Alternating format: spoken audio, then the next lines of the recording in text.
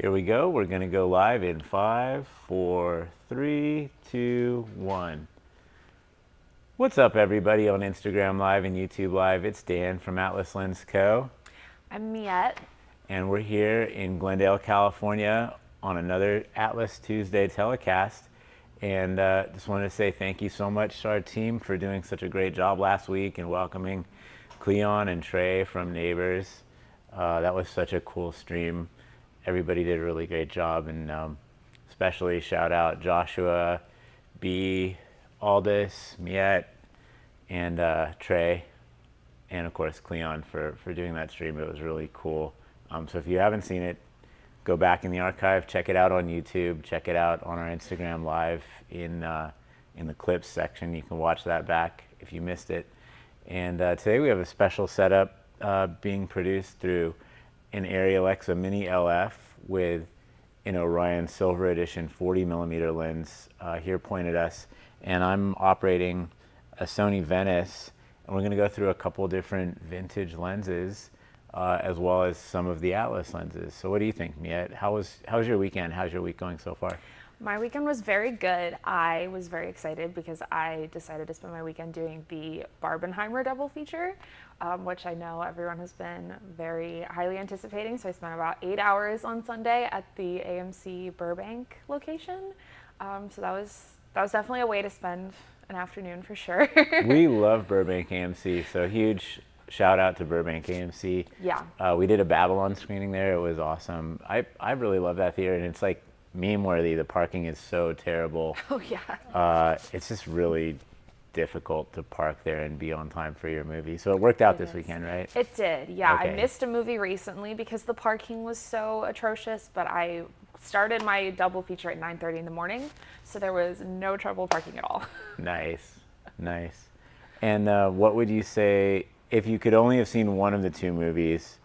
No shade on either one. Which one was your favorite of the two? Well, considering the color palette I'm wearing today, I think it will come as no surprise that I would have chosen Barbie because I'm a huge Greta Gerwig fan. I've been anticipating this movie since it came out, or since it was announced. I love the entire cast, and I played with Barbies a lot as a kid, so no shade to Christopher Nolan. Oppenheimer was great, but I would have chosen Barbie.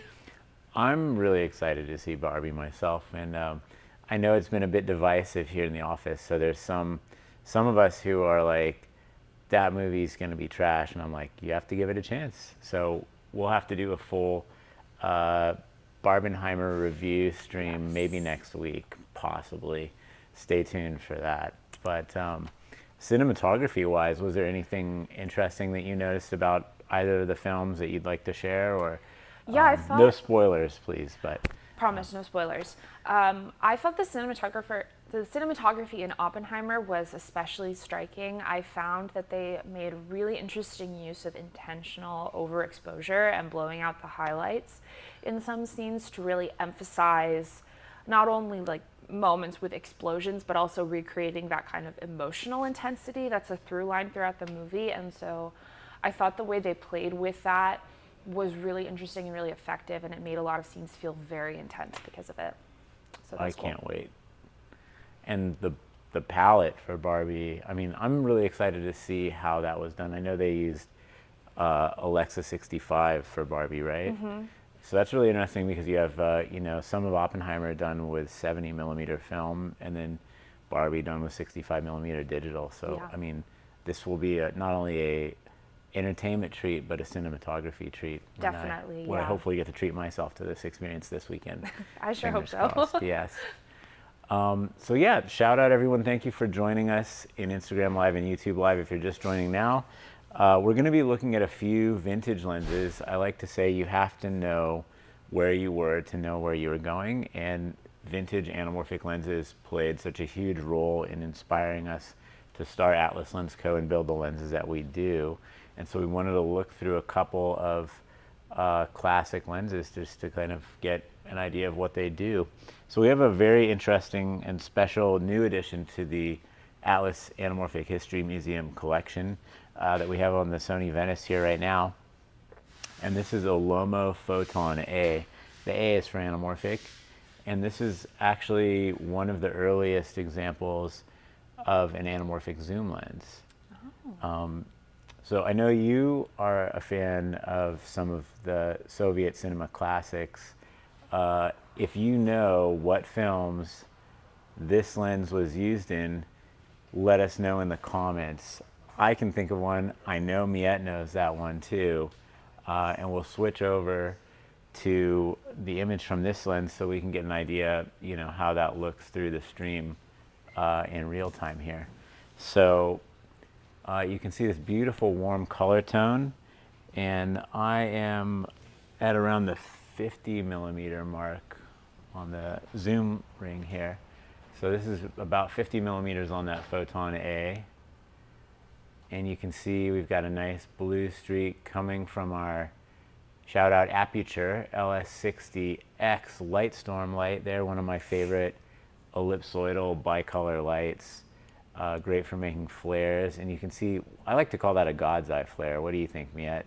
Yeah, that kind that's of amazing. rainbow eyelash warp. I mean, I see these with my eyes sometimes when it's just sunny out and my eyelashes get in the way. My wife always tells me I have the most long and beautiful eyelashes, and our children were blessed with those eyelashes, and I just like to call them flare makers. So I get human, real life flares in my eyes all the time.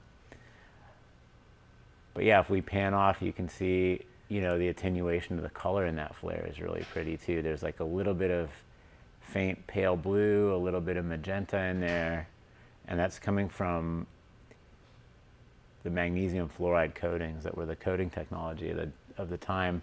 And this lens, you can tell from the serial numbers on the Lomo lenses what year this was actually made. So this lens was built in 1975, and the zoom portion of the lens is based on an ingenue design that they recalculated in the Soviet Union to make out of their own glass. And then the anamorphic group is entirely unique. So, they were masters of making anamorphic lenses in the former Soviet Union. So really interesting to see that. This is not a very fast lens. It's about a t4.2. Is there anything you notice about the image that's striking your eye, Miette, as you look in our LG OLED screen here that's showing the image? Yeah, I'm noticing a little gentle bit of vignetting in the corners. Mm-hmm. Definitely. Yeah, I think that's pretty interesting. I'll go through the zoom range a little bit. So we're at about a 50, and I'll punch in a little bit.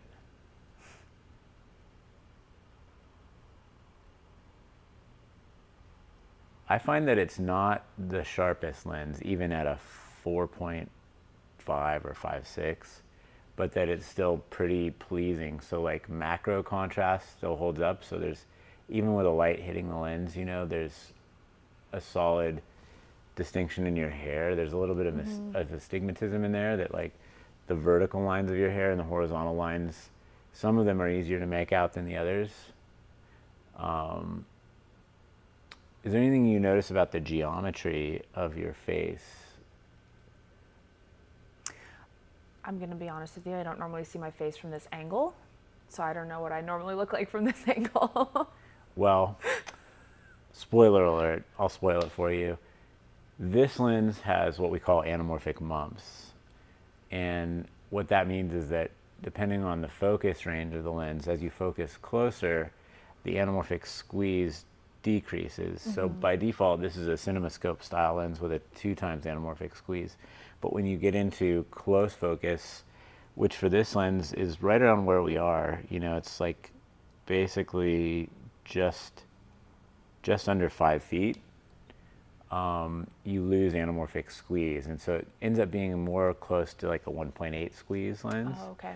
And so it makes your facial geometry, facial features not as slim as they are in real life. And so this is one of the key characteristics of some vintage anamorphic lenses that makes them more difficult to use in modern times when we're trying to shoot close-ups of people. So one solution for that is to use diopters in front of the lens, which we don't have in front of the lens today, but that will bring your infinity focus position closer, so you'll be able to shoot closer close-ups without being in that minimum focus range on the lens, and so you won't see the mumps. You could be, something like 6 feet away and still get a good close-up of someone. So I'll punch in a little more. It becomes even more apparent on the long end of the lens. So here we are right around the 100 millimeter mark. And it's almost parfocal. It's not quite perfect, but you'll see that there's a little bit more spherical aberration. So it gets like a little bit of a soft halo around your glasses there, especially. Yeah, I can And then see if I that. zoom out a little bit more, it's considerably sharper and crisper. And in the lamp over here, you can see the shape of the bokeh. So you can see in the edge field, it gets really skinny. And then I pan over and it becomes sort of a more normalized oval. Tricky to see with the wash there. I'll stop down a little bit. You can see it becomes sort of a more normalized oval. And then if I pan this way, it sort of gets extra skinny again. So it's just forcing the light rays through a part of the pupil that are, perfectly imperfect, if you will. And stopping down, you can see that the change in contrast as we go through, roll through the range there. So I find this to be a beautiful and fascinating lens. And if you know one of the most famous Soviet films that this was used on, please DM in the comments and we'll spoiler it for you at the end if we don't hear from you. Say what the lens is one more time, just so people And just so everyone knows, this is a Lomo Photon 37 to 140 Photon A anamorphic zoom. One of the coolest lenses in the anamorphic history collection by far. And I really like the color palette that this lens generates. So we worked really hard, especially B, who's handling our technical production today, to color balance and neutralize the scenario that we're in so that the lenses will kind of lend their color bias when we switch lenses. So you'll really be able to see sort of the palette difference between the lenses and the way that the glass affects the color. And if you're just joining it, you're looking at us through an Alexa Mini LF with a 40 millimeter Orion Series Silver Edition. So shout out B for setting up the technical demonstration that we're doing today. And just so that we have a chance to see something else, I'm going to switch to another incredible vintage anamorphic lens from the museum. We're going to have a 75 millimeter Dialyscope. So the Dialyscope is a French anamorphic lens from late mid-century. And we'll leave it on this so you could see, we'll hold this up so you could see the Photon 37 to 140, this beautiful square-shaped front group with the cylinder element right out front. And, considering the zoom range of this, it's not that big nor that heavy, but it's pretty awesome. So I'm a big fan of this, obviously.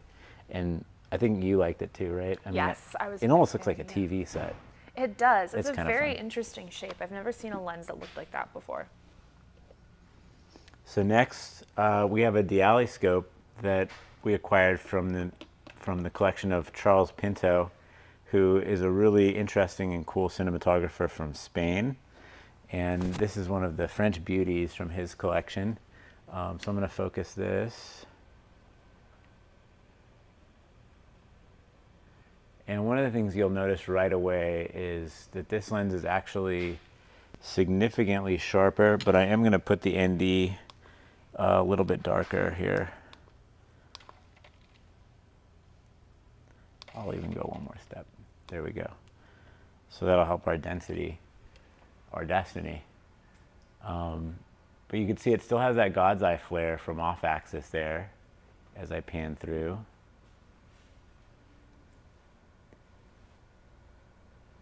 But just such an incredible flare and incredibly sharp, and the color rendering out of this lens is nothing short of stunning. What do you think? What are some of your observations, Miette? Yeah, I think it's beautiful. I think it also reads more blue and white than the lens from before, especially when you first put it on and it was a little bit blown out. The background just felt like it disappeared into like this really soft white backdrop. I thought that looked really cool. One of the other special things about this lens is that the primary lens that this lens is built on is called a Kinoptic apochromat. And a Kinoptic is a French prime lens that dates to mid-century and even before that. But the apochromat design is meant to have really good color correction. So basically, you're not going to have much, if any, chromatic aberration. And normally, looking at this window with the hard edge, you'd see a lot more chromatic aberration fringing between either green and magenta or blue and yellow. And, there's a tiny bit of blue and yellow, but like considering this is basically a torture test for a lens here, it looks really nice. So the sky is just like pale blue, a little bit overexposed intentionally. And you can see there's no chromatic aberration in sharp edges like on this chrome of that lamp in the background there. And Joshua, do you mind wasting that flare lamp off to the lamp left a little bit so we could see with less flare? Thank you so much. Does anyone out there in the audience have questions about the Canoptic Apochromat, about a Dialyscope vintage anamorphic? Just pan a little more left for me. Keep it going. Yeah, keep going. Great. So I just want to let the lens speak for itself without so much direct flare right into the lens. But you can see that's incredible, right? I mean, this is optically probably one of my favorites. It's hard. They're all my favorites, to be honest. It is really beautiful, though. And you can see the anamorphic coefficient changing as I rack through. So like the text looks normal now, and Miette looks normal. And then as I focus closer, it did widen your face out a little bit. Yeah. But I'd say probably significantly slightly less so than the Photon. I think this has a little bit more of a pleasant way that it renders that. It just looks a little bit nicer, even if it is a little bit more stretched out or wider than a human eye would see me. I agree.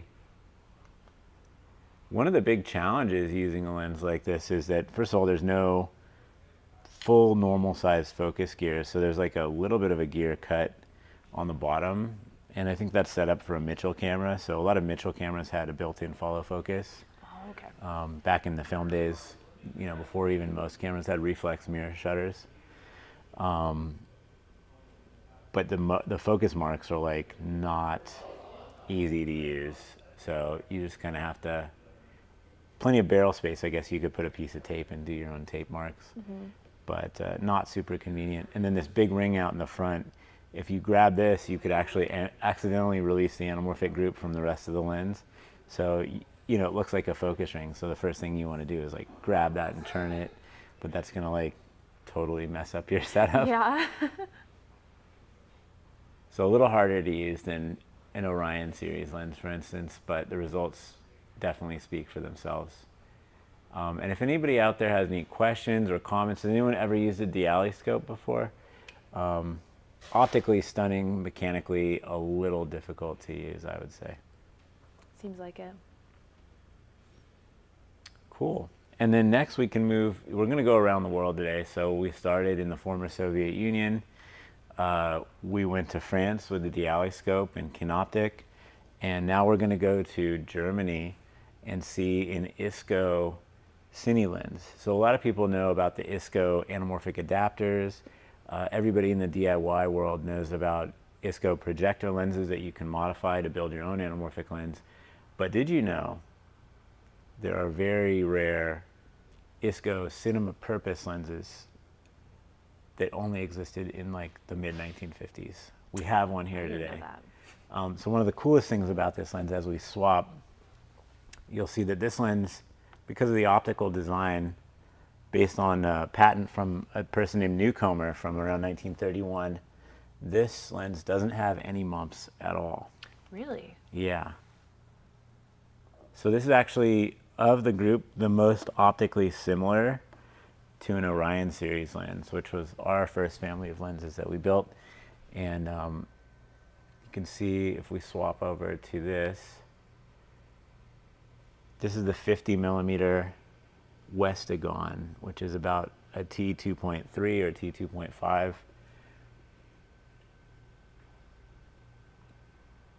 And it has kind of a swirly bokeh, like the leaves in the background. I'll go all the way to short focus. other way. It's actually reverse focus, which is ironic. The focus direction is reversed. But it has that Petzval effect. So if I tilt through, you can see the coma of the shape of the leaves back there. See how it kind of curves and swirls that way. Everybody's favorite budget lens for modifying the Helios, 58 millimeter Helios, and the people at Vintage Lenses for Video. Everybody loves modifying those lenses. This has some similar characteristics to that as being a double Gauss design from Germany. And you can see this has really good resolution. Mm-hmm. The color tone is pretty neutral and balanced. I'd say like slightly cool. I would agree. I think it's a little cool. Yeah. And then Joshua, would you mind panning the flare lamp onto us so we could see what the flares look like from this? And one of my favorite things is the geometric distortion. Look at the arch of the windowsill in the backdrop there. Oh, yeah. And then look at that magenta flare. Now this is the Barbie lens for today. I know, this is perfect for Barbie. It matches my outfit. Yes. Shout out. So this is just a thinner layer. Well, actually, I'm sorry. This is a little bit thicker layer of magnesium fluoride that makes it slightly magenta like that. And yeah, I love the geometric distortion, the barrel distortion of the room. That curvature, the way the bokeh will curve. And it's quite a resolute lens for something, that at this point is like 74, 75 years old. Wow, yeah. Pretty amazing. So I'm at short focus right now, which is right around 4 feet. And you can see the shape of the bokeh as I pan through the chrome lamp in the background there.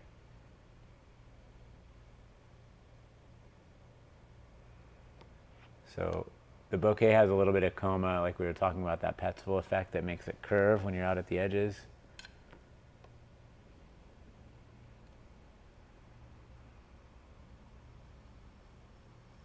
Hard to have a favorite, right? It is hard to It's have silly. a favorite, yeah.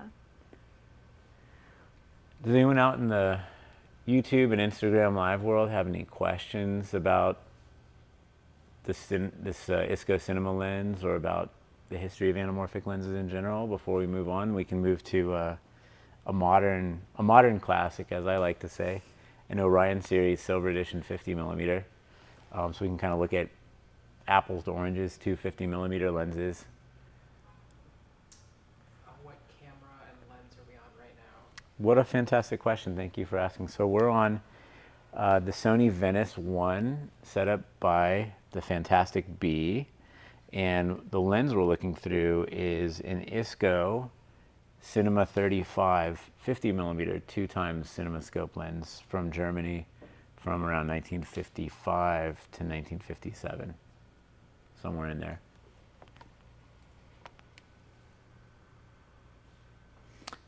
If I could only add more of these to the collection, these are so obscure, but I know that there's a 35 and a 75.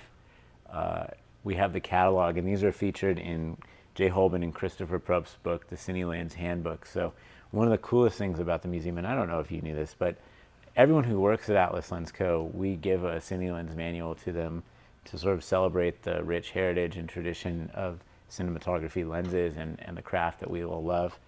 But some of the lenses that are in the museum are featured in that book. Really? So yeah, so they've got a bunch of our CinemaScope lenses. This beauty features well in there. The Photon A didn't feature in the book, nor did the D-Alley-scope from our collection. But there is a really awesome French anamorphic zoom that maybe we could look at in the future.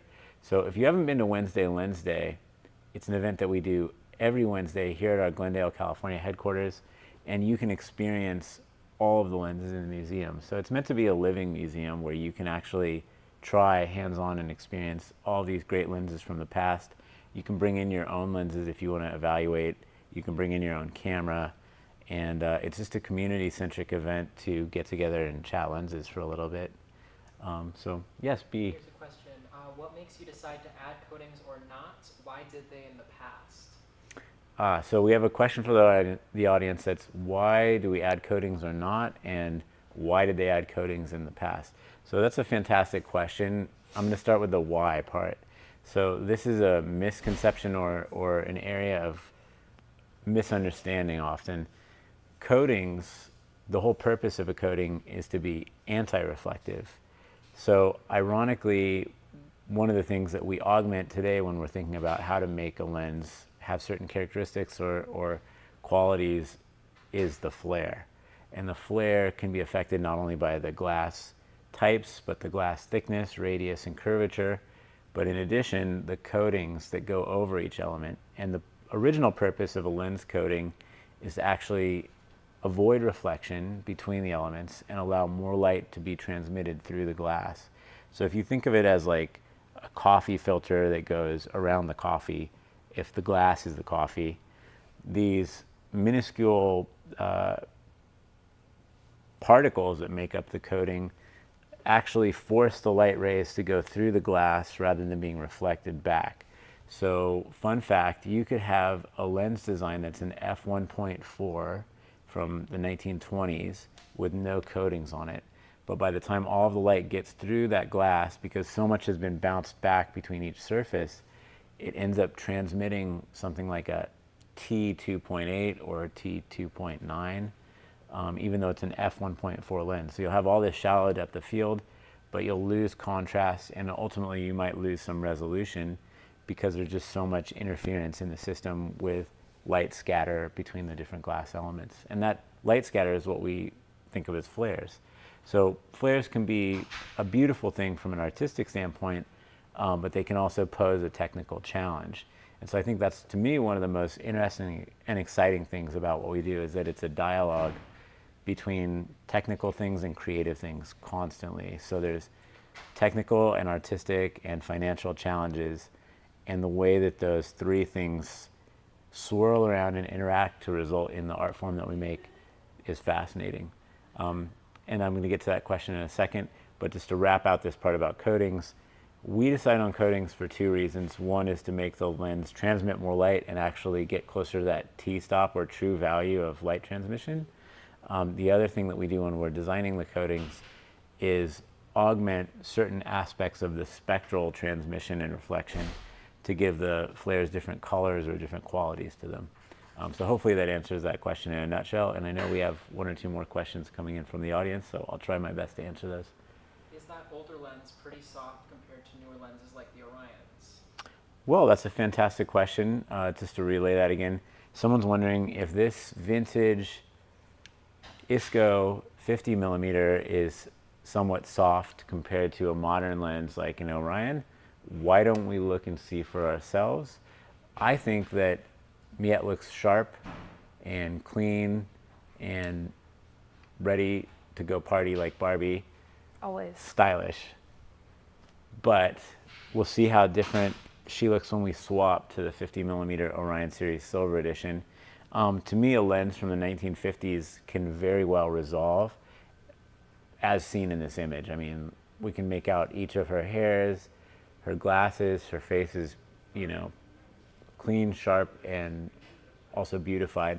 You can see that there's a little bit of fall off down towards the microphone lapel area, and that's just a normal anamorphic characteristic. So I would say that, you know, that might not be an area of frame that you need sharp focus. There's sort of an oval shaped optimal focus area that is probably where you'd put your characters. So, you know, here, here, here. But if I tilt up, you'll notice that the resolution in her glasses and in her hair starts to fall off a little bit at the bottom. And the same is true of the top and the sides. So you have sort of an optimized zone of focus. And part of that is due to field curvature, which is sort of the plane of focus not being perfectly flat. And then the other aspect of that is the anamorphic optics themselves. Because they're cylindrically shaped, it's impossible for the light rays to land at the same position symmetrically throughout the frame. So there's things that we can kind of do to design and mitigate that when we're designing new lenses. And the Orions have a pretty flat field plane, so we'll be able to see that in a moment. But they're still pleasing and have nice contrast. So again, this is the 50 millimeter ISCO from the mid 1950s, and I'm going to swap to a 50 millimeter Orion series right here live on camera.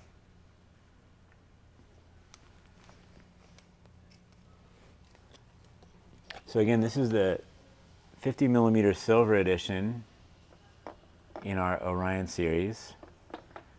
And we'll get this on and we will focus on Miette. So you can see one of the things we did with the coating design in this lens, and right away I can see more resolution. I don't know how well this is coming through Instagram Live or YouTube Live, but I can see more actual resolution. So I'm actually almost moireing on her glasses. That to me indicates that it's very sharp and clean in that zone.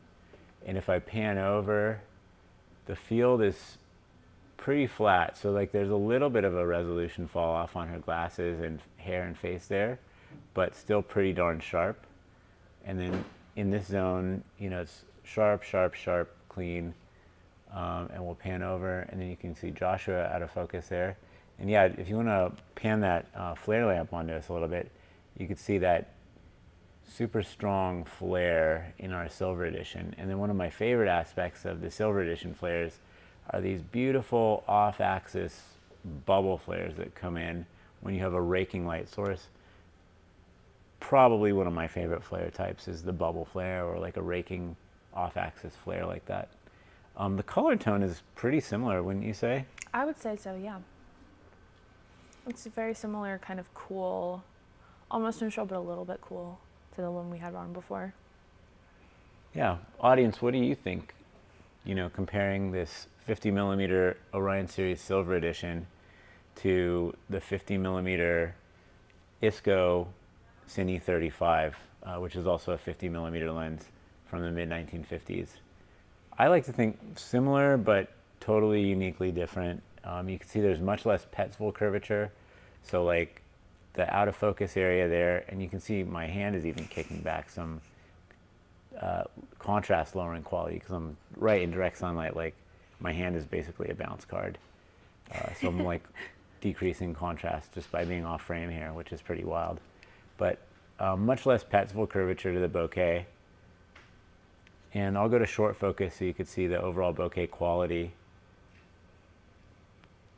These have very tall, skinny bokeh, and it has extremely close focus. So this 50 millimeter will focus at around 2.5 feet from the image plane, whereas that 50 millimeter ISCO, its maximum, or I should say, its minimum object distance is like around 4 feet, basically. So almost twice as close you can get with this Orion series without a diopter.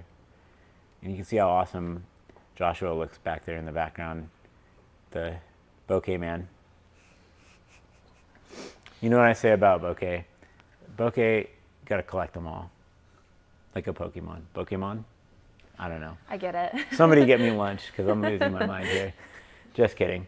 I'm doing okay. So anyway, I hope everyone's enjoyed this little tour through some of the vintage anamorphic lenses, as well as our modern Orion series Silver Edition lens here during our Tuesday telecast.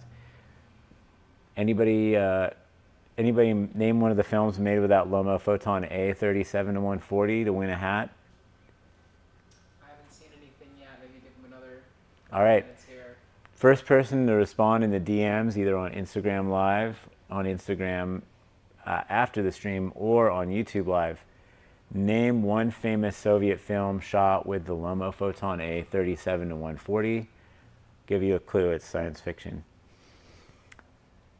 Hit us in the comments, let us know, win a hat.